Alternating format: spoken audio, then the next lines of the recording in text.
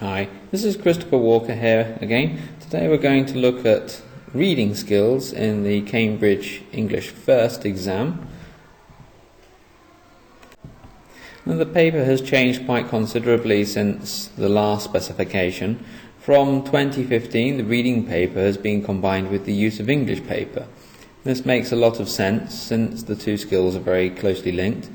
But now you only have an hour and 15 minutes to complete this new combined paper. There are 3 parts for the reading. The rest of the use of English we'll look at in a different video. There are a total of 22 questions spread across these 3 parts. The first part for the reading is part 5 of the paper, and this is the multiple choice test. So what do you need to do?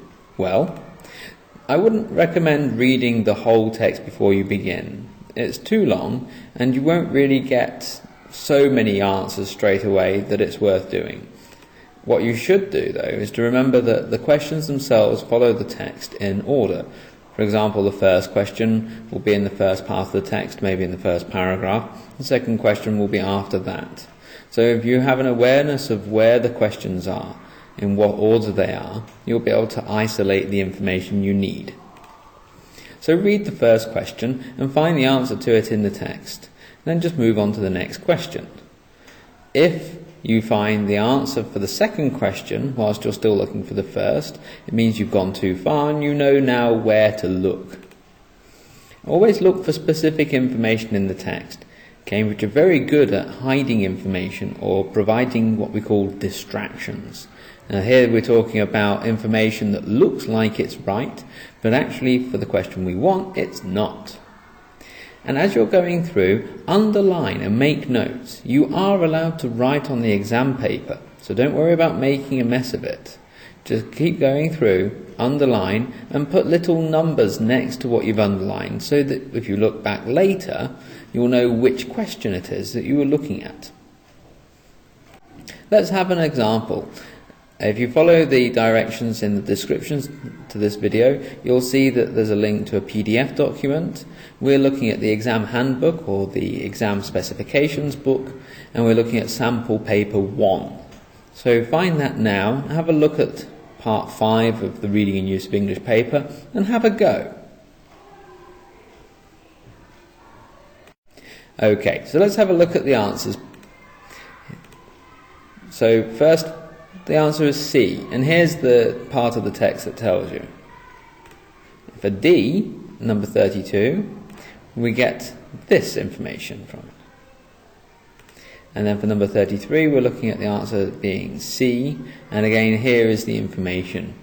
So you'll notice that here, the information itself, you have to kind of read between the lines a little bit.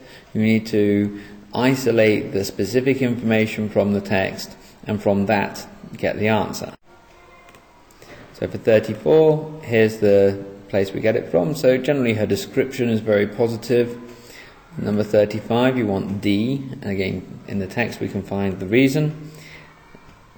And then 36, we finish with C, and again we have quite a long paragraph really, and the gist of this paragraph gives us the answer of C. Moving on to part 6 then of the paper, we look at what we call the gapped text. And in this part you'll have a long text on a topic, and there will be 6 missing sentences. You have to find the sentences from the box on the next page, put them in the right place in the task. So what should you do? Well, let's have a look. There's always a good reason for a sentence to go in any given space, and sometimes there can even be 3 reasons. Here we're thinking of the information given to us before the space, in the space, and after the space. They can link through all the way. So look for the clues that can help you. And what do I mean by this? Well, think about names and pronouns. Let's say before the space you see the name John. In the space there's somebody called he. Well, there we have a clue. Perhaps the two are linked. Alternatively, maybe after the space we see the word he, and in the space we see the word John. And there again is another clue for us. Think about the development of the story. If something happens after the space, but we don't know where that thing has come from, Perhaps the sentence in the space will explain that to us. Try making little questions for yourself. If you see something after the space, a new person, for example, you can ask yourself, who is this person? Who are they to be talking right now? Look back at the space and see if that answers your question. Maybe you find the name of the person, like with names and pronouns. Maybe you find the place that they were talking about, or the topic. And as always, underline your ideas and make notes on the exam paper. Okay, so have a look, pause the video, try. Give yourself at least 5 minutes for this. So here are the answers, and we'll have a little explanation for each one, saying where they've come from. So for 37, we're looking at D, sentence D. Why? Well, what is this? We have the word this. We need to answer that question. And the idea itself continues after the gap. In 38, we have G. Again, this answers a question. Why does it have to start in an early age?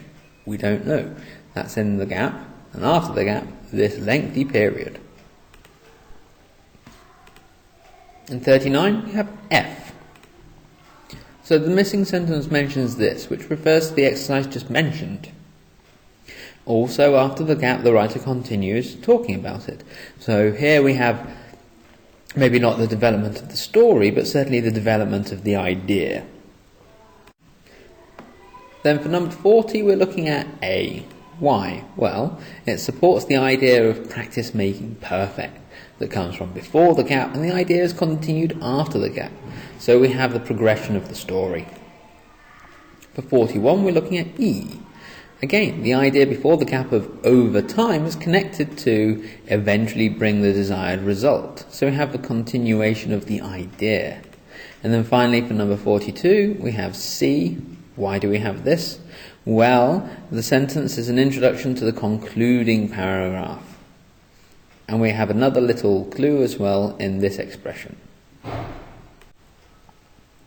that brings us to part 7, multiple matching. What should you do in the multiple matching exercise? Well, in this exercise you have several texts. They're all related, perhaps they're on the same topic but presenting different sides of it. And then you have to match given sentences to that text. So you need really the right approach, especially if you're pushed for time at the end of this short exam. So I recommend that you start by reading text A. This is before you read any questions. Go straight to the text, read text A, and then go through each of the questions, marking those that you think are connected to text A. Ideally, you should look for that information and underline it in the text, but if you don't have time, it's forgivable to skip that. Then read text B and go through the list of questions again, including the ones you marked for A, just to make sure you didn't make a mistake. Then likewise for text C, and if there's time, do this for text D. However, if you've only got one text remaining and only a few minutes left, you should be able to simply mark the remaining gaps as belonging to text D. So this is a nice little way of saving some time. Okay, so let's have a look. Again, from the specifications PDF, try this task and then we'll go through the answers. So for text A, you should have found these. Number 43, and here we have the evidence, and 48, and again the evidence. For text B, here are the answers. 45, and because of this. 47, because of this, and 50, because of this. I'll let you go through the remaining parts yourself. The specifications handbook includes the answers, but it's really worth looking for the evidence to find where you get the answers from. So here are some last tips then, just to get you going in the exam. First of all, always look for evidence before choosing what you think is the right answer. Sometimes you can go on your world knowledge, however, Cambridge will expect you to do that, and sometimes they will say something that goes against what you think you already know. So before you accept any answer, make sure you have a reason to believe it's the right answer.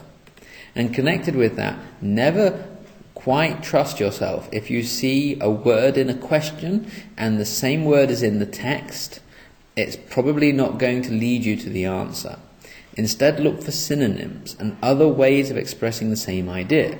For example, in the question you might see the word surprised, and then in the text you see the word disbelief. These two belong together, and that will lead you to the answer. Try to get in the habit of underlining your work. If you have to underline something, you first have to tell yourself, I'm doing this for a good reason. If it's not for a good reason, you can ask yourself, why am I doing this? Is this going to help me get the answer? If not, maybe it's the wrong text. And finally, try to manage your time. Keep an eye on the clock and don't let yourself spend too long on any one part of the test. Okay, well, I hope that this has all helped you, and good luck in the exam.